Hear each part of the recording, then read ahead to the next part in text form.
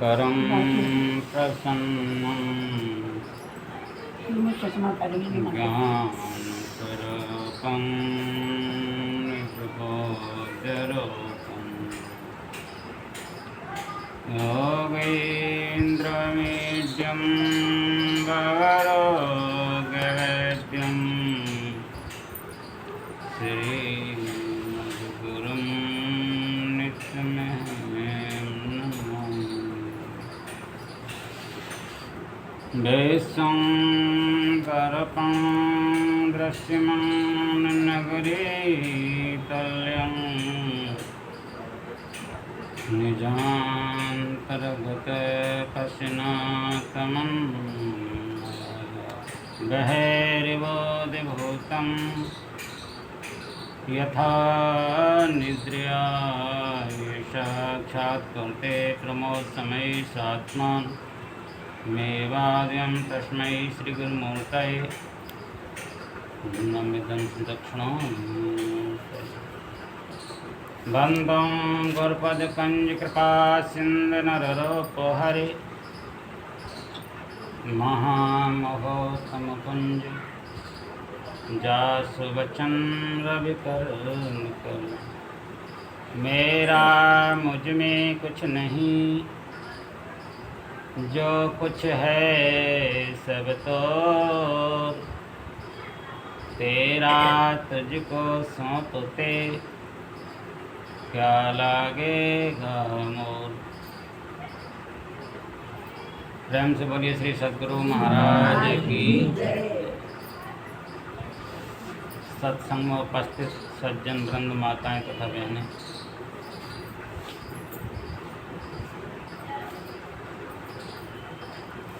आज दिन सोमवार है, तिथि तृतीया। बहुत पुण्य की वेला है जो कि सत्संग में उपस्थित है। सोम का मतलब होता है सुमत। एक चंद्रवार भी इसको कहते हैं। चंद्र का मतलब होता है शांति। जहाँ सुमत होती है, जहाँ शांति होती है, वहाँ सद्गुण होते हैं, वहाँ सत्य होती है, नारायण होते हैं, ब्रह्मा होते हैं, विष्णु होते हैं, शिव होते हैं, शक्ति होती है, हनुमान होते हैं। समस्त देवताओं का वास सुमत में और शांति में होता है। इसीलिए गोस्वामी तुलसीदास जी ने सबसे पहले बनता हूँ प्रथम महेश्वर संचरना, सबसे पहले प्रणाम किया ब्राह्मणों को, क्योंकि ब्राह्मण ही संसार में भगवान के एक ऐसे दूत हैं जो शांति ला सकते हैं। अगर वो किसी भी पक्ष में लेकर के कार्य ना करें तो देश में शांति ला सकते हैं। ब्राह्मण का मतलब ही होता है जो ब्रह्म को जानने वाला हो। वेदव्यासी महाराज ने महाभारत में लिखा है, चेतद भवेल चेयम तुझे तच्छना विद्यते, शूद्रो नावे शूद्रो ब्राह्मणो न च ब्राह्मण। जिस ब्राह्मण में ब्राह्मण के गुण नहीं वह ब्राह्मण नहीं। जिस शूद्र में शूद्र के गुण नहीं वह शूद्र नहीं। जिस क्षत्रिय में क्षत्रिय के गुण नहीं वह क्षत्रिय नहीं। जिस वैश्य में वैश्य के गुण नहीं वह वैश्य नहीं।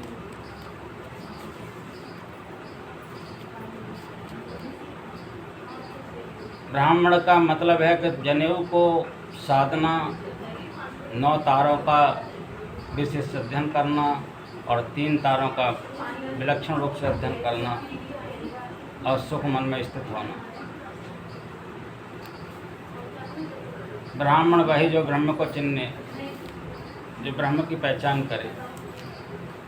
दरिया साहब ने भी कहा है, सांचो झूठ बकल ना जाके, दया जनेऊ अंतर में चाके, आत्म विद्या पढ़े पढ़ावे, परमात्म का ध्यान लगावे। चरणदास कहें ब्राह्मण सोई। जो आत्मज्ञान को जानने वाला हो आत्मज्ञान का प्रदर्शन करने वाला हो, आत्मज्ञान से लोगों का कल्याण करने वाला हो, जिस पर कृपा की दृष्टि डाल दे ब्राह्मण उसका कल्याण हो जाए, जिससे मुंह से कह दे उसका कल्याण हो जाए। ब्राह्मण का ये पहचान होती है। सारादपि सापादपि परशुराम जी ने कहा था, ब्राह्मण को साप देने में भी जो क्या है वो टले नहीं, और आशीर्वाद दे तो वो भी टले नहीं। ये ब्राह्मण के गुण बतलाए गए। और शास्त्रों में भी लिखा है, जन्म जाते शूद्र, जन्म से प्रत्येक के लिए शूद्र कह दिया। वेद निष्पक्षवादी होता है।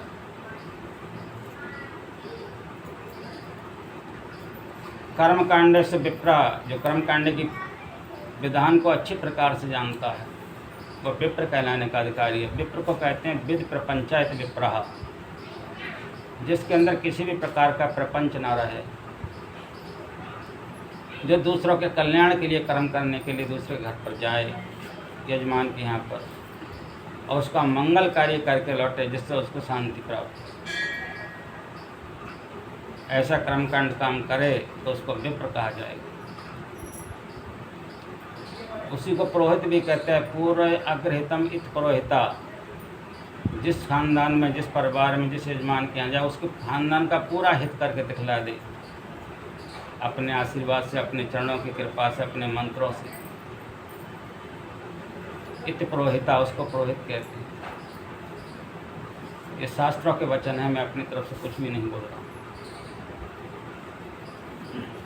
तो ऐसे विप्रों को ब्राह्मण कहा गया, ऐसे महेश्वर कहा गया, पृथ्वी के देवता कहा गया।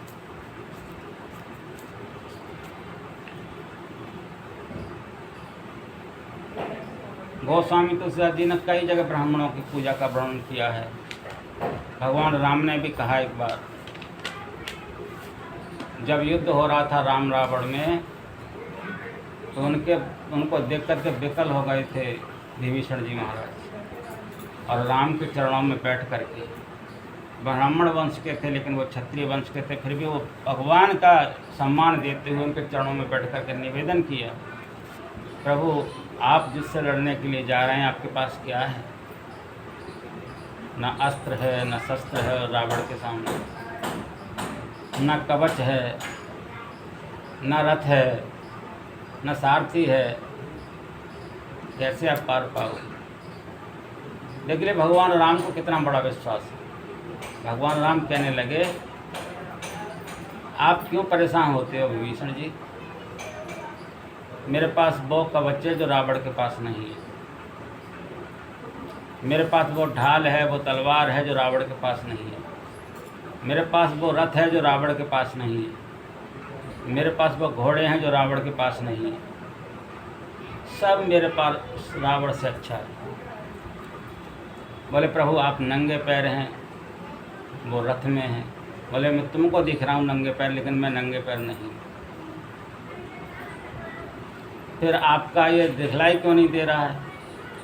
बोले दिखलाई देने वाला झूठा होता है,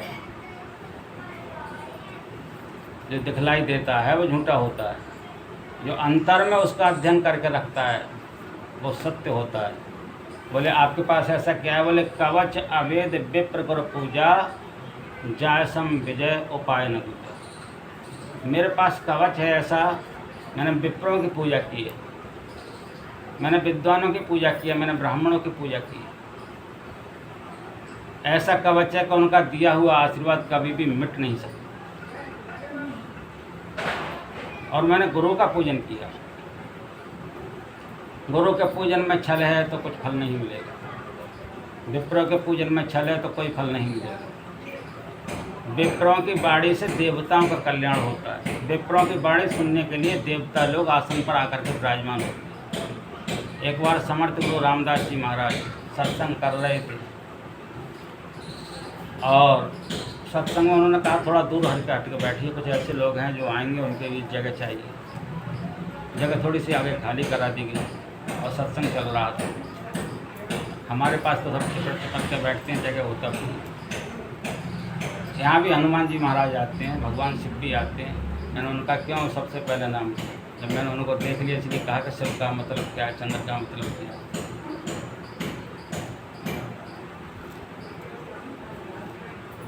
आते हैं, लोगों ने कहा महाराज आते हैं तो चले कहाँ जाते हैं, दिखलाई तो देते नहीं। एक बार उन्होंने अपने मुख से कह दिया कि जिस सरोवर में सीता माता रहती थी अशोक वन में, वहाँ एक सरोवर का तालाब था, उस तालाब में जो फूल थे कमल के वो सफ़ेद रंग के थे। कहाँ त्रेता युग की बात और कहाँ वो कलयुग में बात कर रहे हैं। संतों की वाणी कैसी अमोघ होती है।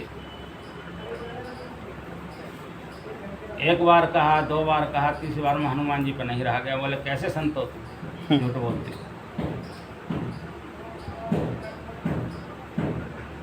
बोले मैंने क्या झूठ बोल दिया, तुम ही बताओ, तुमको क्या पता, तुमने क्या देखा वहाँ पर? बोले हमने देखा, हम वहाँ गए थे। बोले हनुमान जी के अलावा कोई नहीं गया था वहाँ। बोले मैं ही हनुमान जी हूँ। बोले तुम हनुमान जी हो क्या? हाँ। तो बताओ कैसे रंग के फूल थे? बोले लाल रंग के फूल थे। बोले मैंने कहा सफ़ेद रंग के फूल थे। अब इस चीज़ को आप जानकारी करना चाहते हैं तो आप अपने इष्ट को याद कीजिए। अपने इष्ट को याद किया। उन्होंने कहा जो भी ये कह रहे हैं संत महोदय हनुमान जी वो सत्य है।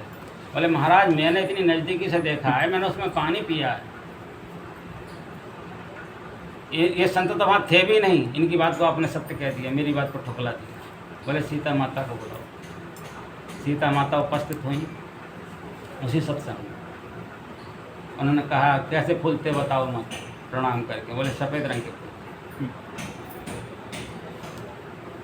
तो संत की स्वमृत दिव्य दृष्टि होती, बंदाओं गुरुपद गण नख ज्योति।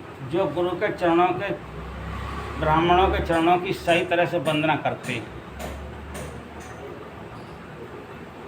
जैसे गोस्वामी तुलसीदास जी ने किया वंदना, उस वंदना के कारण आज संसार में उनकी रामायण प्रसिद्ध है। सब शास्त्रों जितने शास्त्र हैं, सब शास्त्रों का ज्ञान एक तरफ और रामायण का ज्ञान एक तरफ।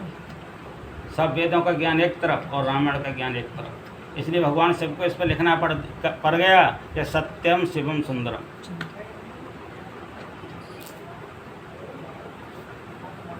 जब उन्होंने देखा, हनुमान जी को मानना पड़ा। जब माता की बात है तो माननी पड़ेगी। इसी प्रकार से संत लोग जो बतलाते हैं हमको, हमारा क्या है संत मत। संत मत जो बतलाता है वो कुछ अपनी तरफ से नहीं बतलाता। संतों के ज्ञान को ही प्रकट करके ये विश्वास दिलाना चाहता है कि संसार में सत्य है, ईश्वर हैं। आप अपने को पवित्र करके एक बार देख लो।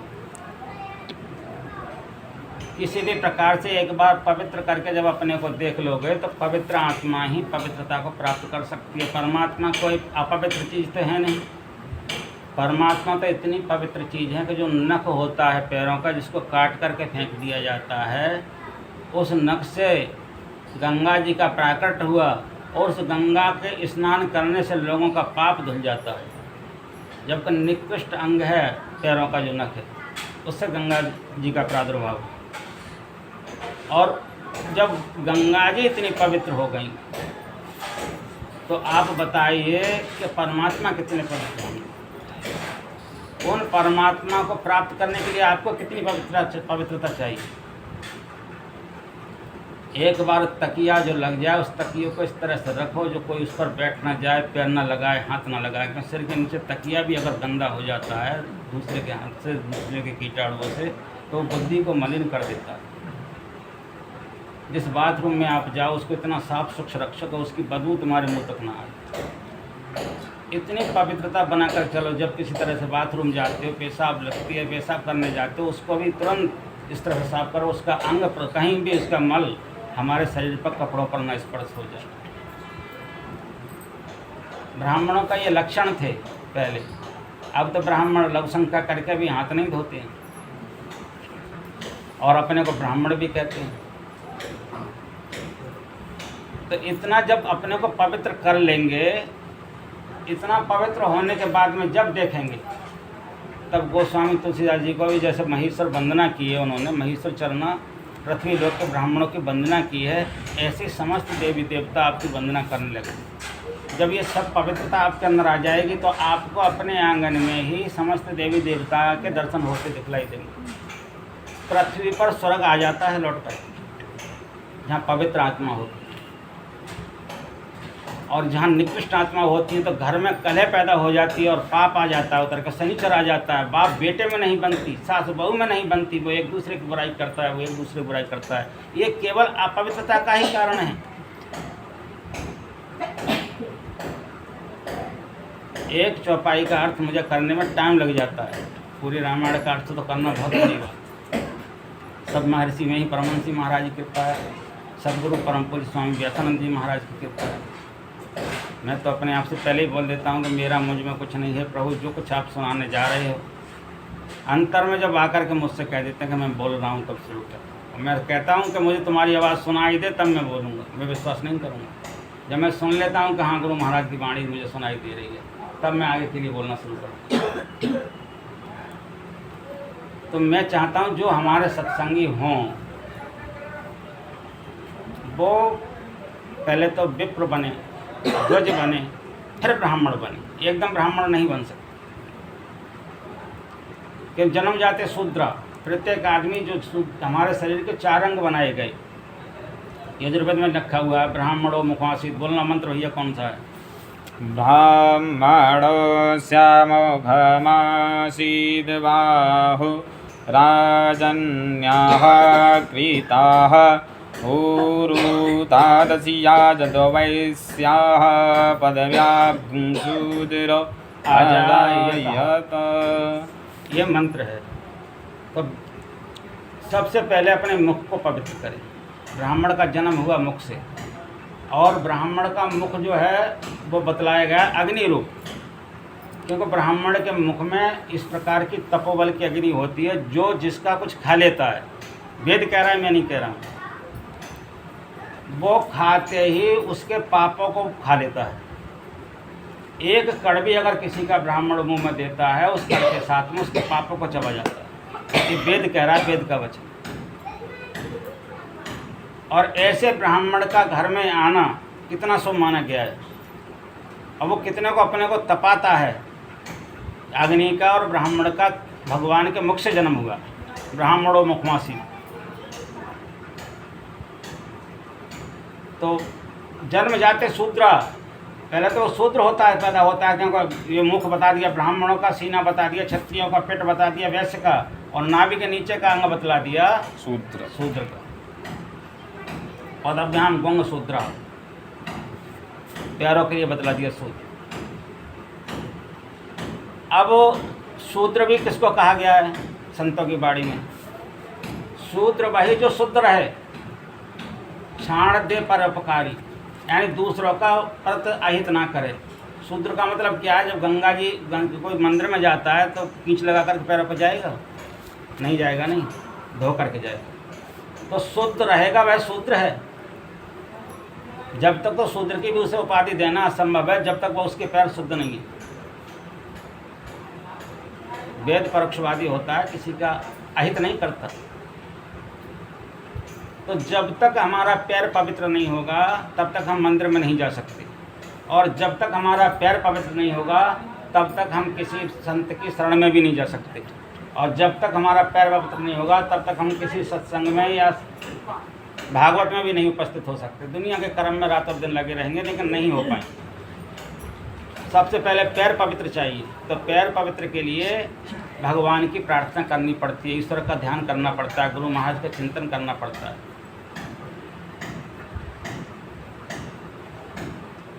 गुरु महाराज के चिंतन के बिना संसार में यदि परमात्मा आते हैं तो वो भी पवित्र नहीं होते। भगवान राम आए थे, आपने भगवान राम का नाम सबने सुना होगा, लेकिन उन्होंने 1 नहीं 2 नहीं 3 गुरु धारण किए। गुरु वशिष्ठ मुनि उनके गुरु थे, विश्वामित्र जी उनके गुरु थे, और अगस्त मुनि उनके गुरु थे। तीनों से ही उन्होंने ज्ञान ग्रहण किया था। और भगवान कृष्ण जब दुनिया में आए थे, 16 कलाओं से प्रकट होने के बाद में भी उन्हें गुरु की आवश्यकता पड़ी। सबसे पहले उनके गुरु थे गर्गाचार्य, दूसरे गुरु हुए संदीपन ऋषि और तीसरे गुरु हुए थे दुर्वासा जी। दुर्वासा जी से उन्होंने योग विद्या को सीखा। और जब योग विद्या में वो केवल एक जगह कच्चे पड़ गए थे, जब उनको खीर बनवाई गई थी खाने के लिए, अपने मंत्रों से गरम गरम खीर उनके शरीर पर लगा रहे थे। गुरु कितना कर रही परीक्षा। जहाँ जहाँ खीर लगती जा रही थी, फफोले पड़ते जा रहे थे। खीर बोले भगवान कृष्ण, प्रभु एक काम करना गुरुदेव, जो खीर जमीन पर गिर जाए उसको उठा करके मत लगाना। हंडी में खीर बनी हुई थी, गर्म चमचे से लेते थे और सिर पर से लगाना शुरू कर देते। मुंडन करा दिया था पहले ही। आप देखिए कितना बड़ा उन्हें पीड़ा सहना पड़ा। शिष्य बनने के लिए कितनी बड़ी पीड़ा सहनी करनी पड़ती है। दीक्षा मिल गया, शिष्य बन गया और आकर के दीक्षा को रख दिया। जैसे चना किसी गुरु ने दिए थे 2 शिष्यों के लिए, एक ने जाकर के खुंटी पर रख दिए, एक ने जाकर के खेत में वो दिए, खुंटी पर रख दिए, वो जाकर के सड़ गए, घुन पड़ गए, कुछ भी नहीं रहा। इसी प्रकार से शिष्यता ग्रहण करने लोगों का काम है। शिष्यता ग्रहण कर रहे हैं, चना गुरु महाराज ने दिए हैं, नाम रूपी चना, लेकिन सड़ रहे हैं, वो दिन भर काम में लगे हुए हैं। न सुबह को टाइम है, न शाम को टाइम है। और अपने को हम सत्संगी भी कह रहे हैं, अपने को हम गुरु महाराज का शिष्य भी मान रहे हैं। गुरु महाराज को बहुत पीड़ा होती है, लेकिन किसी से कुछ नहीं कहते। ये हालात देख करके गुरु महाराज को बहुत पीड़ा होती है। क्या ये शिष्य अपने जीवन का कैसे उद्धार करे? जिस नाम को लेने के लिए, परमात्मा के नाम को पुकारने के लिए पेट में आदमी ने प्रार्थना की थी, और ज़मीन पर आने के बाद में परमात्मा ने उनको गुरु दिलवा भी दिए, पैदा भी कर दिए जैसे तैसे कलयुग में। तो अभी गुरु का नाम लेने के बाद में उनके पास टाइम नहीं। दुनिया के कर्म करने का टाइम है, लेकिन परमात्मा का चिंतन करने के लिए टाइम नहीं। तो ब्राह्मण ये हमको सिखलाते हैं, संत हमको जो सिखलाते हैं, उस चीज़ को पहले हमें ग्रहण करना होगा, हमें पवित्र बनना होगा।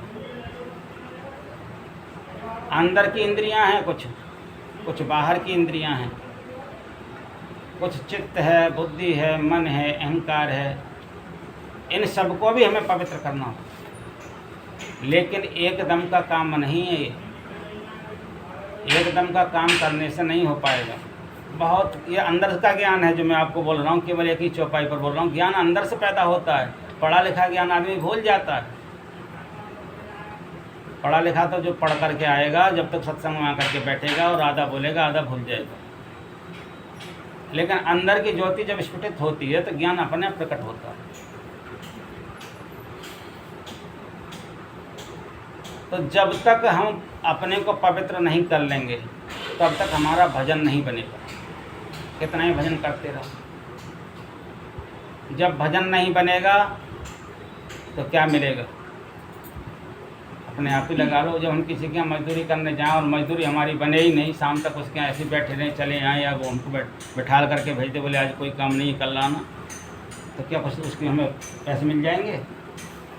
जब भजन बना ही नहीं और हम बैठे रहे आसन लगा करके, तो क्या मिला हमको? अपने आप से निर्णय कीजिए, मैं नहीं कहूँगा। जब भजन बना ही नहीं तो क्या मिला बैठे रहने से? तो पवित्र कहाँ हुए? आपने कहाँ गुरु की बात को माना, कहाँ महेश्वरों की, कहाँ ब्राह्मणों की बात को माना, कहाँ विद्वानों की बात को माना? ब्राह्मण इतनी ऊंची चीज़ बतलाई है वेदों में, शास्त्रों में, कि भगवान ने बार बार प्रणाम किया है तो ब्राह्मणों को किया है। चाहे भगवान कृष्ण हुए, चाहे भगवान राम हुए, कितना नमन किया है ब्राह्मणों का।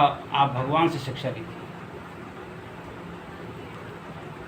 लेकिन मैंने बता दिया किस ब्राह्मण को नमन करने से फल मिलता है, यह भी मैंने बतला दिया अभी आपको। और किस ब्राह्मण के नमन करने से फल निकृष्ट हो जाता है, यह भी मैंने बतला दिया। अगर मान लो आप शनिचर की पूजा करने जाओगे, शनिवार को एक धूप बत्ती लगाओगे, चिरागी जलाओगे और शनिदेव से कहोगे महाराज हम पर कृपा करो। आपने शनि महाराज ने कृपा आप पर की और आपके घर में वो आ गए, प्रसन्न होगा। अब शनि महाराज आएंगे तो क्या काम करेंगे? अगर कोई दुष्ट आत्मा तुम्हारे घर में आएगी तो क्या करेंगे? बताओ, अपने मुँह से समझो खुद। कोई दारू पीने वाला व्यक्ति आपके घर में आ जाए तो क्या करेगा? आपको संतुष्टि करेगा? कुछ ऐसा ही बोलेगा जो जिससे आपका मन खिन्न हो जाए। बोलेगा कि नहीं बोलेगा? ऐसे शनि महाराज आएंगे तो वो क्या है? न्याय के देवता, कलयुग में प्रधान देवता हैं न्याय के। जब जो आपने कोई कर्म आदमी से ऐसा कोई है नहीं जिससे गलत हुआ नहीं, या जो गलत करने के लिए इसने सोचा नहीं है, चलते पर भी गलत हो जाता है, देख दृष्टि से भी गलत होता है। अभी बताया था शास्त्री जी ने, मन के अंदर में भी विचार आने से गलत हो जाता है। और इन सब का गलत होने का कारण है कि शनि की दृष्टि में हम आ गए। शनि हम पर प्रसन्न हुए और हमारे घर में आ गए। जब आ गए तो क्या होगा? उस कर्म का हमको दंड देंगे, और दंड देंगे तो फिर हम क्या करेंगे? हाय हाय।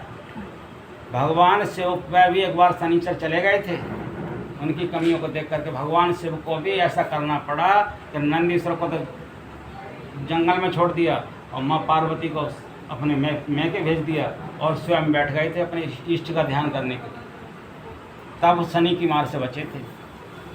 मैं तो कहता हूँ कभी शनि महाराज से अगर वो प्रसन्न हो तो भैया मेरे घर में ना आए, न मेरे को देखें, इतनी कृपा करें। क्योंकि शनि की दृष्टि जहाँ पड़ेगी, एक बार दशरथ पर दृष्टि पड़ गई थी। दशरथ राजा जनक, राजा दशरथ जो थे भगवान राम के पिताजी थे, और मैं शरीर के, जो भी मैं बात कह रहा हूँ शास्त्रानुसार कह रहा हूँ, इसकी वीडियो बनती हैं, लोग देखते हैं। मैं शरीर के स्वर्गलोक जाते थे, और स्वर्गलोक जाकर के एक दिन बैठे हुए थे तो राजा इंद्र से देखकर उन्हें उठ गए, क्योंकि उनका पुण्य इतना प्रभावशाली था कि इंद्र को तुरंत गद्दी छोड़नी पड़ी। तब तो शनि महाराज बैठे रहे, सब देवता उठ के खड़े हो गए। उन्हें ये कौन शख्स है जो मेरे को देख करके उठाना?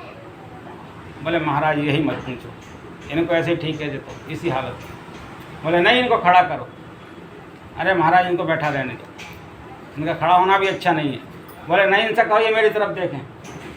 बोले इनकी दृष्टि आप अपनी तरफ मत लाओ। जब उन्होंने ज़्यादा निवेदन किया तो इंद्र ने कह दिया, शनिदेव आपसे निवेदन है, आप खड़े हो जाओ और एक बार दृष्टि डाल दो इनकी तरफ। शनिदेव बड़े प्रसन्न हुए, बोले मेरी दृष्टि इन पर पड़ जाए ये तो बहुत अच्छी बात है। जैसी दृष्टि उन्होंने डाली तो स्वर्ग से ऐसे गिरे जैसे कबूतर गिरता है आसमान से।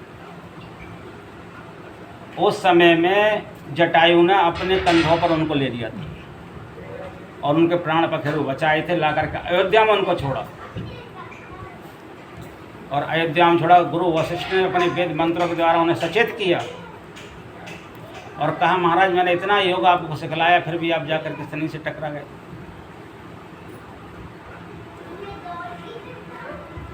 तब उन्होंने कहा, अब जटायु मुझसे तुम क्या एवज में चाहते, तुमने मेरे प्राणों की रक्षा की। बोले यदि महाराज मुझे कुछ नहीं चाहिए, आप अगर ज़्यादा प्रसन्न हैं तो मैं बता सकता हूँ। जब तक राजा दशरथ पर कोई संतान नहीं तो जटायु को ज्ञान था सब। जटायु ने कहा महाराज जो आपके बड़ा पुत्र हो वो संस्कार तुम्हारा न करके मेरा करे, इतना मेरे को वादा कर। बोले चलो इतना तो कहा इन्होंने कि मेरा संतान होगी, तुम्हारा कर देगा, मेरा नहीं करेगा। भगवान राम ने जटायु का संस्कार किया था और ये सब बातें पहले ही गुरु वशिष्ठ ने बता दिया था। तो हमें क्यों ब्राह्मणों के चरणों में प्रणाम करना चाहिए? जब हमको आवाहन पहले ज्ञान देते हैं हमारे विप्र लोग, विद्वान लोग, संत लोग, गुरु लोग, और फिर भी आज हम वही काम करते जा रहे हैं। आज मैं शनि महाराज की बुराई नहीं कर रहा हूँ, लेकिन यथार्थ बात बता रहा हूँ। आज शनिचर के पूजने वालों की कितनी मात्रा है। गली गली में पहले मैं देखता था कहीं मंदिर दिखलाई नहीं देता था शनि भगवान का। आप गली गली में शनि महाराज का मंदिर देख लीजिए। क्यों? पाप करने वाले शनि की पूजा करके चाहते हैं कि हम मुक्त हो जाएंगे। वहाँ तुम्हारी हाजिरी लगना शुरू हो रही है, या नंबर आएगा तो सबसे पहले बिना बुलाए तुम बुला लिए जाओगे। जैसे पुलिस वालों से जब दोस्ती होती है तो पुलिस तो कोई अपराध होता है, पुलिस वाले किसी से घर नहीं पूछते हैं, सीधे पहुंच जाते हैं और पकड़ लाते हैं। ऐसे शनिदेव जब दृष्टि तुम्हारे पर डाल ही देंगे तो जहाँ हो गए पाताल लोक से भी तुमको निकाल लेंगे और कर्म का फल बिना दिए बख्शेंगे नहीं। लेकिन विप्र लोग ये नहीं चाहते। विप्र चाहते हैं बड़े भाग्य मानुष तन पावा, सुर दुर्लभ सदग्रंथन गावा। गुरु चाहते हैं, गुरु चाहते हैं कि मेरे जैसा ही है जाए। बंदों गुरुपद पदम परागा सुरच सुवास सरस अनुरागा, ऐसा इसका मन हो जाए कि पराग का ये रस लेने वाला बन जाए। पराग यानी आनंद का रस लेने वाला बन जाए, पापों से ये दूरी हो जाए। शनि देवता को तो छोड़ो, जितने भी देवताओं सब देवता सब उसके दर्शन के लिए तरसें, वो किसी के दर्शन को न तरसें। ये सत्संग से हमको ज्ञान मिलता है, इसलिए ब्राह्मणों की पूजा की जाती है। ब्राह्मणों की पूजा, आप तो कलयुग में तो ब्राह्मणों का पतन होता चला जा रहा है। मैं कहता हूँ, कुछ लोग तो मुझसे कहते हैं तुम ब्राह्मणों के लिए आप इस तरह से क्यों बोलते हो। मेरे गुरु महाराज ने संत मत में इस तरह से स्थापित किया हूँ कि मेरे से कुछ बच, वही बोला जाता है जो यथार्थ सत्य होता है। तो ब्राह्मणों की बात मान करके, गुरुओं की बात मान करके, जो गुरु के द्वारा बताए अनुकूल भजन को करेंगे। भजन तो किया नहीं, पहुँचे तो कहीं नहीं, पहले कूद के महाराज जी से कहते हैं महाराज हमारा तो कुछ काम नहीं बन रहा है। अरे तुमने भजन कुछ किया, पहुँचे कहीं तक? अभी तो पवित्र होने तक का नंबर नहीं है, पवित्र भी नहीं हुए हो मन क्रम वचन से, और चाहते हमारा काम बन जाए, हमारी मान्यता बने, हमारे कहने का बात पूर्ण हो, हम जो बोलें वो सत्य हो जाए, हम दूसरों के लिए जो दुआ करें वो पूरी हो जाए। कैसे हो जाएंगी? पहले खुद को पहुंचना पड़ेगा, खुद को तपाना पड़ेगा, खुद को भजन करना पड़ेगा। इसमें किसी की सिफारिश नहीं चलेगी।